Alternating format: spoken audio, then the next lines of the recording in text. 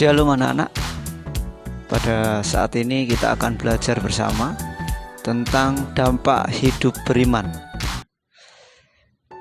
Yang pertama, kita akan belajar tentang memahami makna iman dan pengharapan. Kalau kita lihat di gambar, itu ada gambar perahu dengan dua dayung. Dayung yang sebelah kanan itu ada tulisan pengharapan, dan dayung yang kiri ada tulisan iman. Kalau kalian gak lihat gambar itu, menurut kalian apa fungsi dari dua buah dayung pada gambar tersebut? Ya, dayung itu untuk membawa perahu menuju tujuan yang akan dituju. Tanpa adanya dayung, ya perahu akan terombang-ambing di tengah lautan atau di tengah samudra. Tetapi dengan adanya dayung, maka dayung itu untuk menggerakkan perahu supaya perahu berjalan sesuai dengan tujuannya. Demikian juga dengan fungsi iman.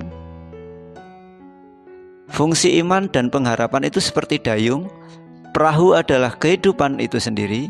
Jadi jika tidak ada iman dan pengharapan, maka kehidupan tidak akan jalan. Tanpa dayung, perahu akan terombang-ambing di tengah air sungai ataupun danau, dan pada akhirnya dapat terdampar ataupun tenggelam. Begitu juga dengan kehidupan kita. Jika tanpa iman dan pengharapan, maka hidup tanpa tujuan, terombang-ambing oleh kebimbangan, keraguan, dan berbagai bujukan untuk melakukan hal-hal yang menyimpang. Nah, menurut kalian, apa yang disebut pengharapan? Apa yang disebut iman?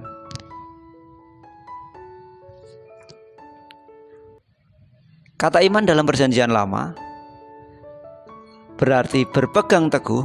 Beriman berarti berpegang teguh pada keyakinan yang dimiliki akan suatu hal, karena hal itu dapat dipercaya dan diandalkan.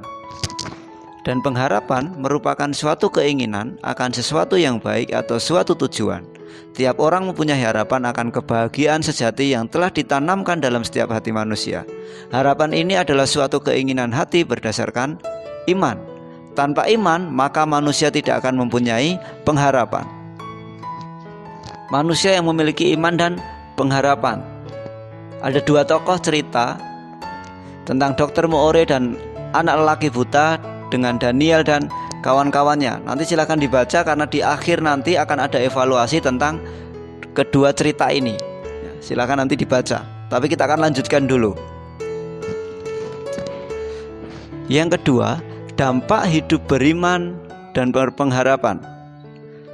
Bagaimana iman dan pengharapan dapat bertumbuh? Apakah tiba-tiba? Ataukah iman itu tumbuh sendiri? Tidak. Iman bisa bertumbuh melalui ibadah, berdoa, membaca Alkitab, dan sebagainya. Yang pasti, jika iman kita mau bertumbuh, kita harus mendekat kepada Tuhan.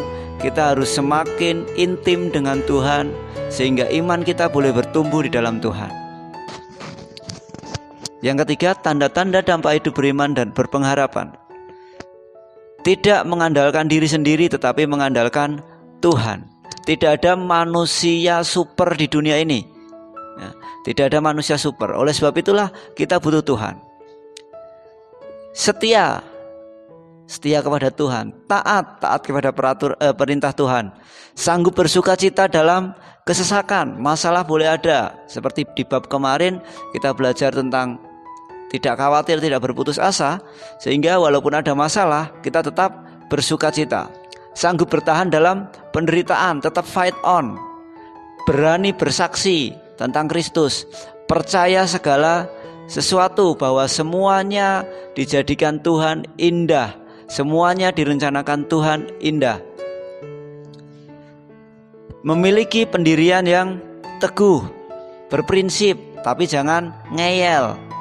Berprinsip dengan ngeyel berbeda. Berpegang teguh tapi jangan ngeyelan. Tidak mudah terpengaruh. Ini masih sama dengan berpegang teguh. Memiliki keyakinan yang kokoh terhadap iman kita, terhadap kepercayaan kita terhadap Tuhan. Tidak menyesali kemalangan. Kalau ada sesuatu hal yang kira-kira tidak baik, ya kita perbaiki, tidak menyesal. memiliki sikap hati yang benar terhadap segala sesuatu, tegar di tengah persoalan, berani menanggung resiko, tidak mengenal putus asa, tetap berjuang, tetap mencoba, berpegang teguh pada janji Allah dan sebagainya. Ini tanda-tanda dampak hidup beriman dan berpengharapan. Orang-orang yang selalu optimis, bukannya pesimis, selalu bersemangat, tidak loyo dalam hal apapun. Nah, lalu janji Tuhan kepada orang yang berharap dan beriman kepadanya seperti apa? Yang pertama, tidak akan dikecewakan. Orang-orang yang mengandalkan Tuhan dalam hidupnya, beriman, berharap kepada Tuhan, dia tidak akan pernah dikecewakan. Manusia kadang mengecewakan. Kadang bapak ibumu mengecewakan, kadang guru-guru mengecewakan, tetapi Tuhan tidak pernah mengecewakan. Lalu yang kedua, tidak akan dipermalukan. Ketika kita percaya kepada Tuhan, ketika kita berharap, beriman kepada Tuhan, Tuhan tidak akan pernah mempermalukan kita. Yang ketiga, memperoleh pertolongan. Kita akan ditolong oleh Tuhan, pasti. Tuhan tidak pernah iseng, Tuhan tidak pernah ngerjain manusia. Misalkan ada satu anak dibuat, aku pengen dia tak buat jatuh ke sumur gitu. Tuhan gak seiseng itu. Memperoleh pembelaan Allah. Ketika kita dalam keadaan sulit, kita akan dibela oleh Allah. Karena kita punya hakim yang adil, yaitu siapa? Allah. Lalu memperoleh berkat-berkatnya, memperoleh berkat-berkat daripada Tuhan, memiliki jaminan hidup yang kekal. Ketika kita percaya kepada Tuhan, berharap, beriman kepada Tuhan, jaminannya adalah hidup yang kekal. Memperoleh kekuatan, Tuhan yang akan menguatkan kita dalam setiap persoalan hidup kita. Memperoleh penghiburan ketika kita sedih, mungkin galau gitu ya, tentang masa depan, galau tentang persahabatan, galau tentang keluarga dan lain sebagainya. Tuhan yang akan memberi penghiburan. Akan mendapatkan kemerdekaan dari perbudakan kebinasaan. Kaitannya dengan apa? Keselamatan. Kita akan diberikan keselamatan yang daripada Tuhan. Baik, kita akan masuk ke evaluasi. Silahkan dikerjakan. Tulislah mengenai dua tokoh yang dibahas di pelajaran ini, terutama mengenai nilai-nilai yang dapat dijadikan teladan dalam hal beriman dan berpengharapan. Apakah untuk remaja seusiamu tokoh ini dapat dijadikan teladan? Mengapa demikian?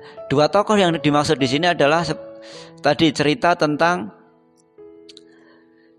Moore dan anak lelaki buta, dengan kisah tentang Daniel dan kawan-kawannya.